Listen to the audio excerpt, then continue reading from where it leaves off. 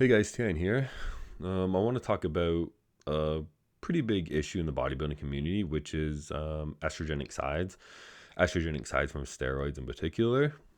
Um, so one of the big things that we notice is that certain people can run high doses of estrogenic compounds, and they experience no estrogenic sides, like gynecomastia as example.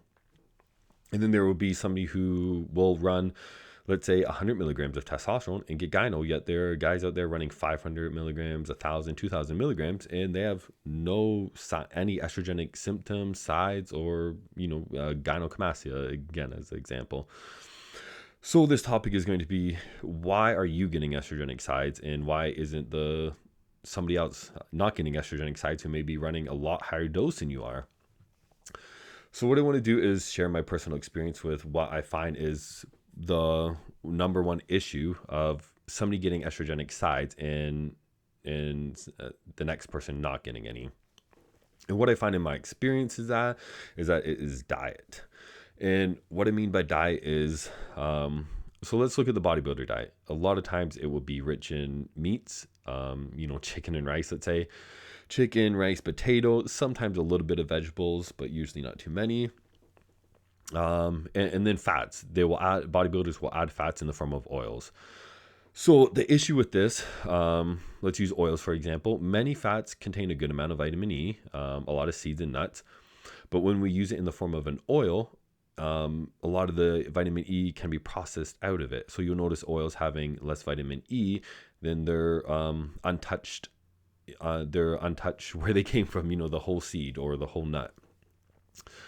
And the big issue with this too is, let's look at bodybuilders in the off seasons. A lot of them like to eat takeout, for example. The issue with this is that it'll have high amounts of polyunsaturated fats, for example. The issue with polyunsaturated fats is that for every single gram you eat of a polyunsaturated fats, it'll use up vitamin E in your body, or the vitamin E with it, to help utilize the polyunsaturated fats. So no, you're eating not even a high diet in polyunsaturated fats. You need a very specific amount of vitamin E to process every single gram. So you're eating a diet that is low in vitamin E already, and then you go intake foods, processed foods that are depleting your vitamin E further. So it's kind of a twofold issue there. Bodybuilders, not even bodybuilders, the average person in general, I find they do not get enough vitamin E in diet. When I add an average person and or a bodybuilder coming to me, a client, follower, whatever, I add up their diet, their vitamin E is usually very poor. And again, that goes for average people as well. So they are likely not eating enough vitamin E, and they're also depleting the vitamin E that they do get and they do have in their body by eating specific sets of foods. So, and the issue with depleting vitamin E is, as studies show, vitamin E is it's an anti-estrogen, it's an anti-prolactin, and in terms and benefits of this, it also boosts libido, which is a great benefit. So yeah, the diet you're eating is highly likely probably low in vitamin E, and you're possibly depleting it if you're on a typical bodybuilder diet or just an average person diet. So this is one of the nutrients that I find that if you are low in it, you're not eating enough in it, you are going to experience more estrogenic symptoms than the next person that he may be eating a lot of vitamin E. Again, this is not the only nutrient. This is not the only cause, but it is a big issue that I see.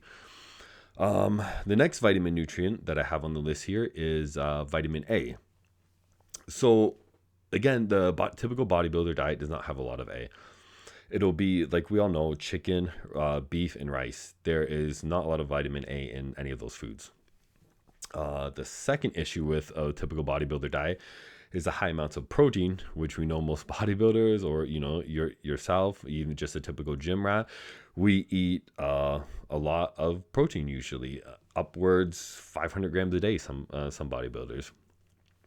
So again, we are doing something in the bodybuilding diet that is depleting a nutrient that we need to control estrogen.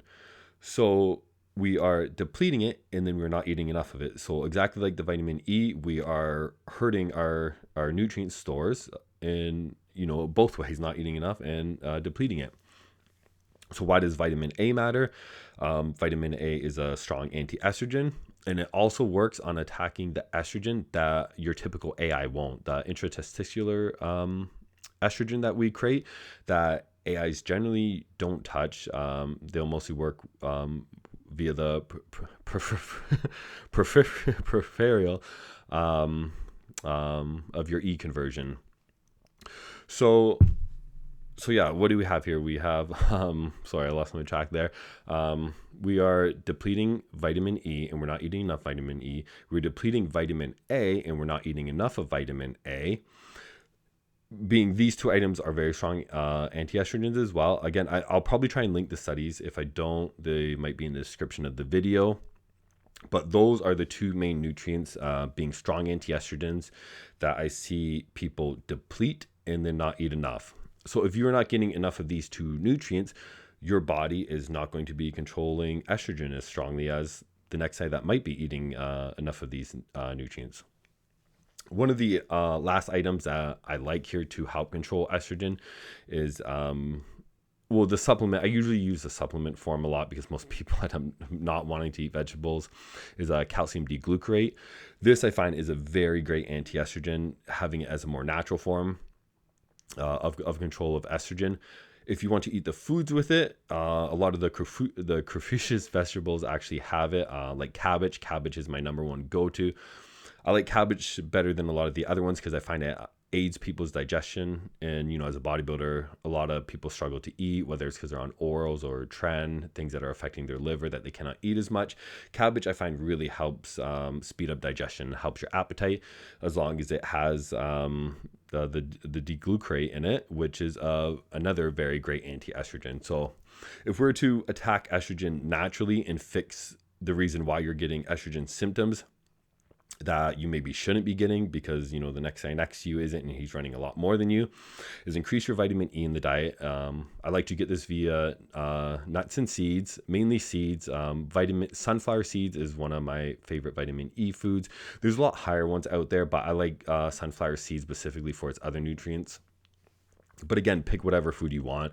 I like to avoid supplements whenever you can, just because every supplement has its agonist and its antagonist, and it can deplete other vitamins. Or other vitamins or minerals, sorry.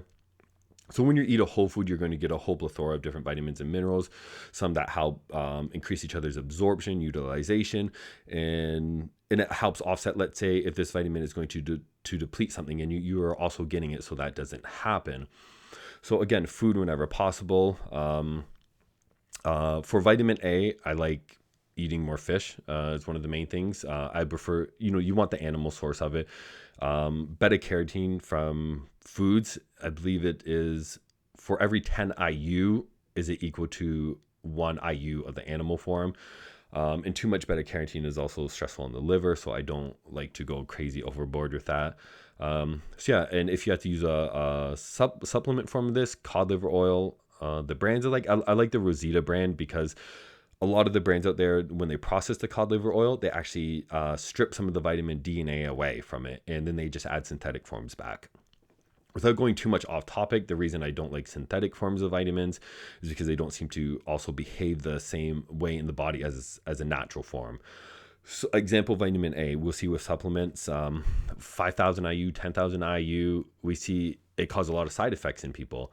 Meanwhile, there will be studies of people eating millions of IU of vitamin A and experience no side effects. Different cultures, or specific foods that some cultures may eat. So I like to avoid synthetic vitamins and nutrients at all costs when we can. And then, like I said, for the last one, cabbage, or calcium Dglucorate. And that's pretty much it. So if you're looking to control estrogen naturally and looking for a reason that you might be experiencing estrogen symptoms versus the next guy who might not be experiencing estrogen symptoms, this is what I find most times is the actual cause. So yeah, I think that's pretty much it, guys. Thanks for listening. Take care.